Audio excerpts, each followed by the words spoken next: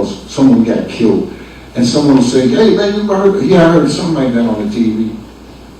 You know, I mean, that says something about our sense of value and our sense of respect for life. When it's a war, okay, I mean, you know, I'm going to sign up. I'm going to sign up. We're talking about life. We're talking about wars create death, and death takes human life. So we have got to get back to appreciating, respecting, and valuing life. I got my little note here, so I'm gonna wind up. Our criminal justice system is racist. No if, no and, no buts about it. And we need to do everything we possibly can to, just do something marvelous with that system. Because right now it is on the other side of marvelous. We need to leave here knowing that killing is wrong. Killing is wrong. I don't care who kills. There is no reason, no justifiable reason to kill. You see, whether it's an individual or the state. I'll leave you with this. And I want to mention the name of Mumia Abu-Jamal, a political prisoner in Philadelphia who is, bombarded by a whole police force, a national police union, the FOP, Fraternal Order of Police, have been influencing Mumia Abu-Jamal's case toward his death since the moment it occurred, since he challenged and argued with them over the bombing of the MOVE residents in Philadelphia. So I'll end like this, because Marlene came to this conclusion also. This was this father, mother calls, she's a teacher, and she said, look, I have to meet with some parents, pick up the children, little boy, little girl, 12, 14 years old. Take them home, don't worry about dinner, I'll bring something. So the father, he picked them up, put them in the car, took them home, and like little kids, they, no, you did this and you did that. No, you did this and you did that. Kids are always at each other's throats, and he's trying to read his newspaper, and he says, I can't take this. He's a smart father, very intelligent father. So he opens to the New York Times, a big page with the map of the world in it.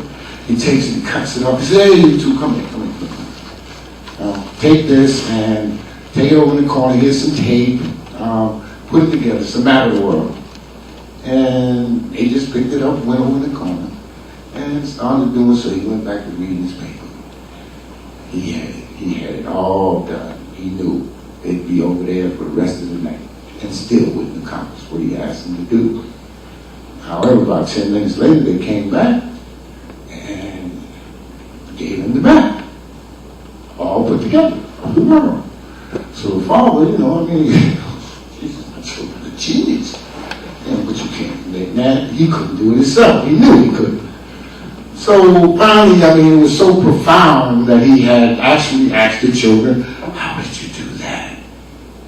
And the little girl stepped up and said, Daddy, turn it around. On the other side is the map of a man. We figured if we put the man together, the world would take care of itself. And that's what this is all about. It's about feeding hungry children. You see, it's about clothing people. It's about providing for everyone the opportunity for education. Not just education, but valued education. Education that fits that child. Not education that's just, everybody else can do it, or partly everybody else can do it, but what we're finding out now in our ST, in these scores, is that everybody really can't do it. But this is what it's about. It's about putting the person together. And believe me, this world will take care of itself. Having said that, thank you for having me.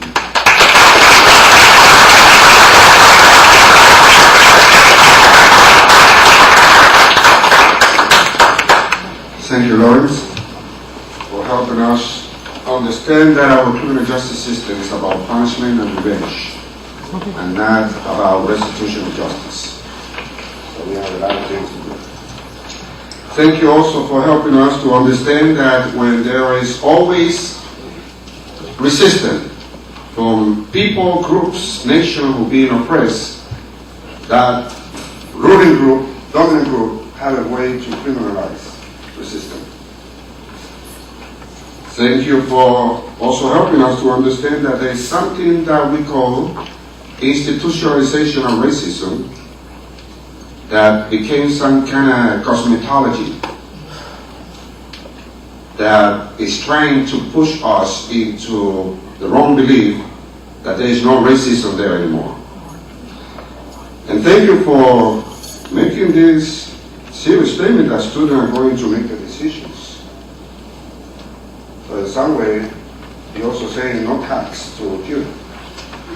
Okay, so we really appreciate that.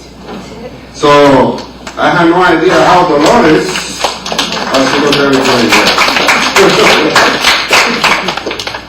Delores, this is your opportunity to do whatever it is that you're going to do.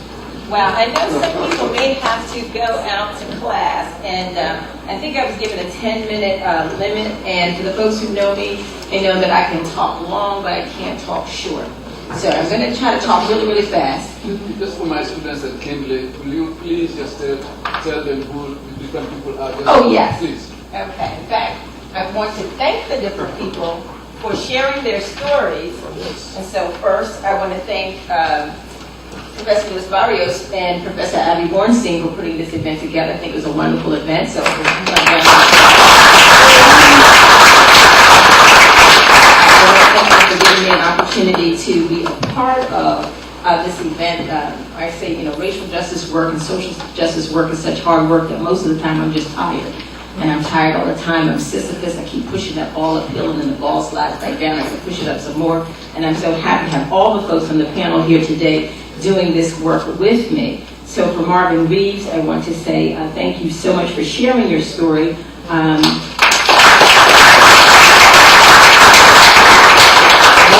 Race, Drugs, Crime, and Justice a few years back did a screening of the film, and this is for students to take notes so you can take some other stuff away with you to work on. Actual Innocence is a film documentary that was put together by the Innocence Project that shares the stories of several exonerees. Most of them had been on death row, and so if you're really interested in the issues of exonerees, you should definitely see that film.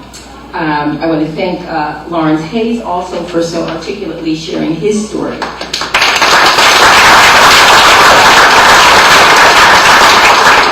And to both of you, I must confess to being a former prosecutor. However, I was a prosecutor who did not send people to prison unless I was convinced they deserved to go. And there were certainly some folks who I had to talk my office out of continuing the prosecutions. And that's why we need all kinds of prosecutors to be able to, it took your prosecutor, Mr. Reeves, to find God in order to do the right thing. For those of you in the room who are planning to go to law school like Jess Gill, I volunteer at the Center on Race, Crime, and Justice.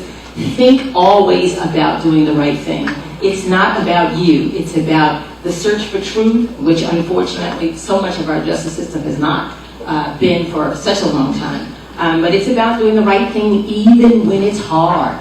Okay, it's really, really important. The mother of Emmett Till had an open casket funeral for her son, who was horribly mutilated, because she said, I want the world to see what racism does to real people. And she only recently died in the last few years. But her showing her son's mutilated body as much pain and anguish as it caused her allowed the rest of the world, some people who might have said, like she originally said, why should I care? Because sometimes when we have these events,